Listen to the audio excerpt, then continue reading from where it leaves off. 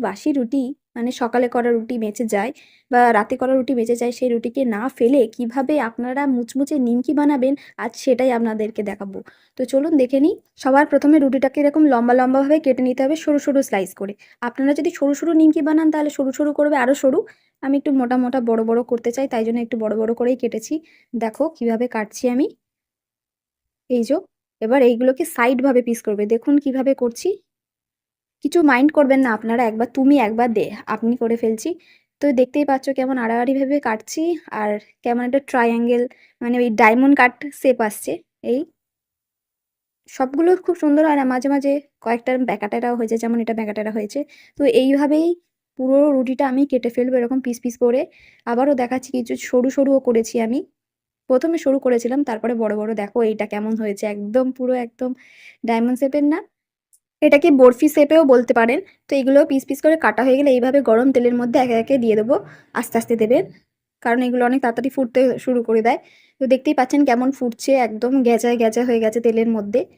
ফুটন্ত তেলেই দেবে, হালকা গরম তেলে নয়, একদম টকবক করে ফুটবে। মানে একদম টকবক করে ফুটবে মানে মিডিয়াম যেমন হয়, ছাঁকা তেলে যেমন ভাজা হয় তেমন। দেখতেই পাচ্ছ কেমন ভাজছে। এই টাইমে কিন্তু অনবরত নাড়তে হবে, না তো একদিকে ব্রাউন হয়ে যাবে আরেকদিকে সাদা থেকে যাবে। তখন ব্রাউন দিকটা মুচমুচে হবে আর সাদা দিকটা নরম হয়ে থাকবে।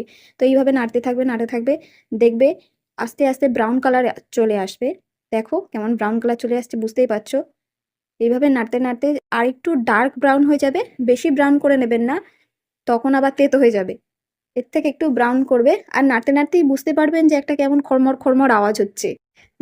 মানে যখন শক্ত হয়ে যায় রুটির এগুলো, তখন একটা খড়মড় করে আওয়াজ হয়। তো দেখুন এই যে এরকম কালার এসে যাবে যখন, খুব ডার্ক নয় খুব লাইট নয়, একদম মিডিয়াম কালার এসে যাবে, তখন এগুলোকে তুলে নেবেন। এরকম তুলে নিচ্ছি আমি। এইভাবে সবগুলো তুলে নেব, নিয়ে এক জায়গায় করে নিয়েছি। তো ক্যামেরাতে একটু বেশিই তেল লাগছে।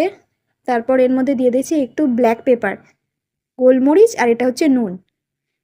এইগুলোকে ভালোভাবে মিক্স করে নেব। আপনারা চাইলে এর সাথে কিন্তু ঝালও অ্যাড করতে পারেন, যদি একটু স্পাইসি খেতে চান।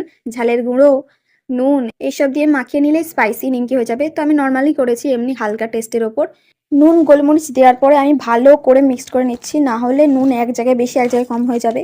আওয়াজ পাচ্ছেন কেমন ক্রিস্পি হয়েছে, মুচমুচে একদম হড়মড় করছে, তাই না? তাহলে বাড়িতে রুটি বেঁচে গেলে এইভাবে বানিয়ে নেবে নিমকি। তো এবার তোমাদেরকে আমি একটু ভেঙে দেখাই কেমন মুচমুচে। আওয়াজটা তো শুনলে, এবার এটাকে ভেঙে দেখাই। দেখো কতটা ক্রিস্পি, বুঝতেই পারছো। খুবই মুচমুচে। এইগুলো আপনারা চায়ের সাথেও খেতে পারেন, কফির সাথেও, এমনি শুধুও খেতে পারেন। খুবই টেস্টি ছিল, মানে হয়েছিল। আপনারাও ট্রাই করে দেখবেন। তো ভিডিওটি ভালো লাগলে লাইক করবেন, চ্যানেলটিকে সাবস্ক্রাইব করবেন। দেখা হচ্ছে পরবর্তী ভিডিওতে। বাই বাই, ভালো থাকবেন।